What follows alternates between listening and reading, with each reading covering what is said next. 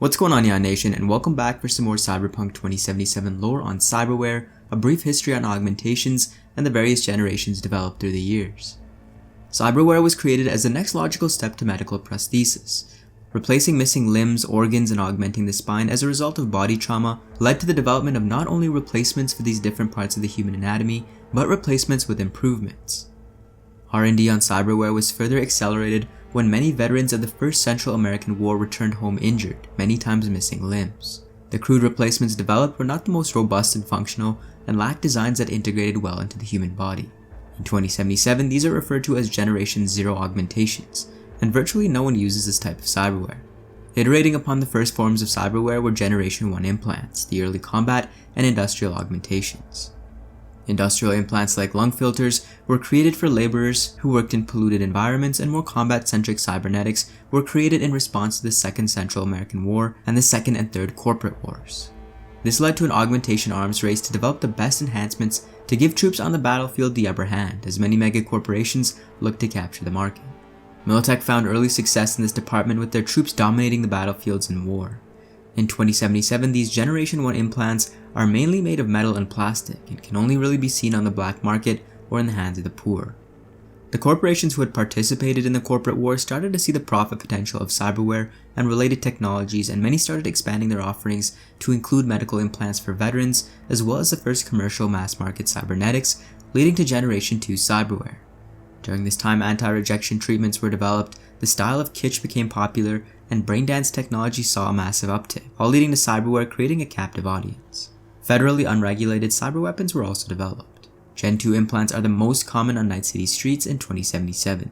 They have more robust cybermuscles with much greater strength potential, making them desirable in combination with RealSkinn technology, a layer of synthetic skin which looks almost identical to the real thing. Generation 3 cyberware's development coincided with the growth of the megacorporations.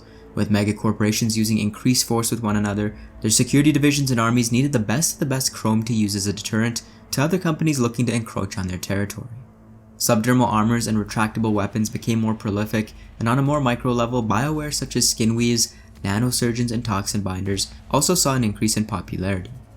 There are some major perks to Bioware and nanotechnology, which include immunity to EMPs, being undetectable, as well as leading to less of a humanity hit than their cyberware counterparts. Combining cyberware and Bioware became the modus operandi for high-up corporate security, agents, and soldiers. Generation 3 saw cyberware creep into all industries in some form or another, from military to entertainment, medicine, family life, fashion, and even sex. The latest and greatest cyberware is the current elite echelon of Chrome, known as Generation 4. The first subset of Generation 4 augmentations are for top corpos, including the latest cyber eyes, netrunning gear, and neural processors to maintain a competitive edge. The second type is mainly as a response to the social elite and their demands to stand out from everyone else.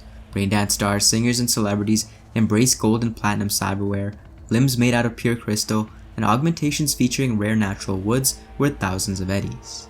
Custom and bespoke gear makes one stand out in the jungle of Night City, where making a statement also means demanding respect.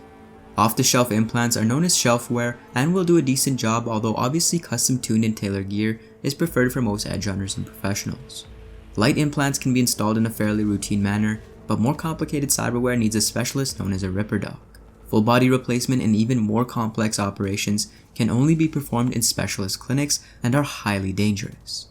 All these modern implants have the same technological foundations, each compatible with each other as well as the user's nervous system. As always, thank you guys so much for watching. For more Cyberpunk lore, join Neon Nation by subscribing to the Neon Arcade.